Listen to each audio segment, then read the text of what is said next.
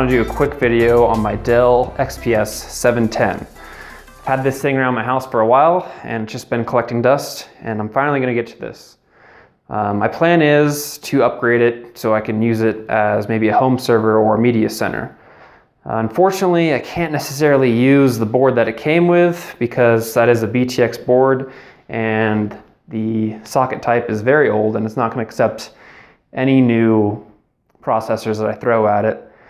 Actually, here it is right here. As you can see, this is a BTX board and it has a Intel Core Duo in it right here. That is pretty worthless. One thing I could do is put a Intel Core 2 Extreme in it, or Core 2 Quad rather, but if I'm going to go that far to buying new or older CPUs to put into it, I kind of would just rather get a new one, especially one that's going to be a little more power efficient and powerful for what I'm going to do. I have seen some people use newer cards with these boards, and you can game on these if you really wanted to, but I don't think I'm going to be doing any gaming on this, especially since I already have a gaming computer. But as you can see, the inside of this thing is just massive. If I do build on this, I'm going to have a ridiculous amount of empty space in there. But a project like this really isn't about being efficient with your space. It's more about the art and making a custom computer for yourself. When this computer came out in 2006, 2007, I definitely couldn't afford one. I think they went for about $4,000 or $5,000. And today, on the right website or eBay or Craigslist, you can pick one up for about $100. So it's really a bargain. Some of the other models, like maybe the 730 or the 720, go for a little bit more money. They're probably about $250. But if you go on Craigslist and someone's giving one of these away, I would definitely jump on it. So what this is basically is going to be a BTX to ATX conversion. And if you go into Google and search that up, what it is taking the BTX old form factor motherboard that Dell used during this time and going and putting in a newer style motherboard like this ATX here, which is essentially a mirror image of what a BTX looks like.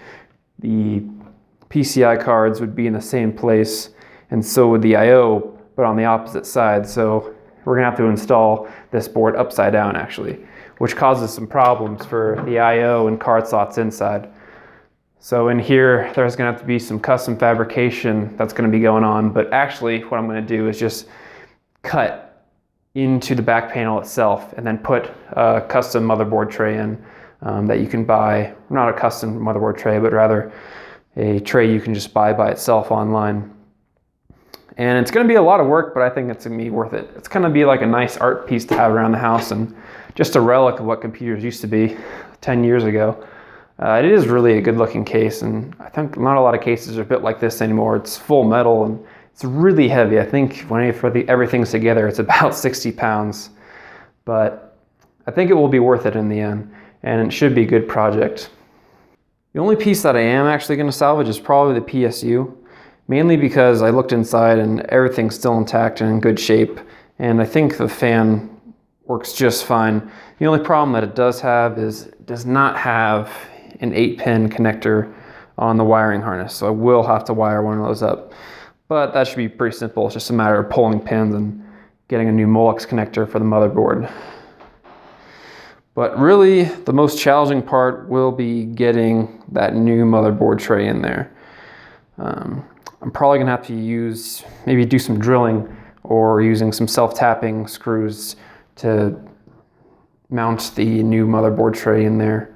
But once I do that and everything sits flush, there really shouldn't be any other issues.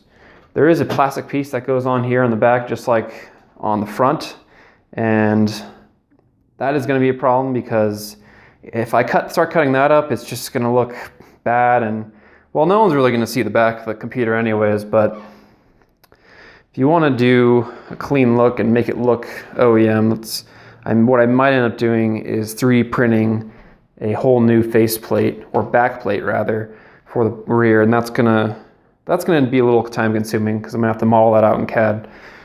But if I do that, I think this project will come together quite nicely. But this is just gonna be the first video of many to come, and we'll look back on this and see what it looked like before, and then we'll have some after shots and we'll compare the two. So until next time, keep looking out for those videos and have a good one.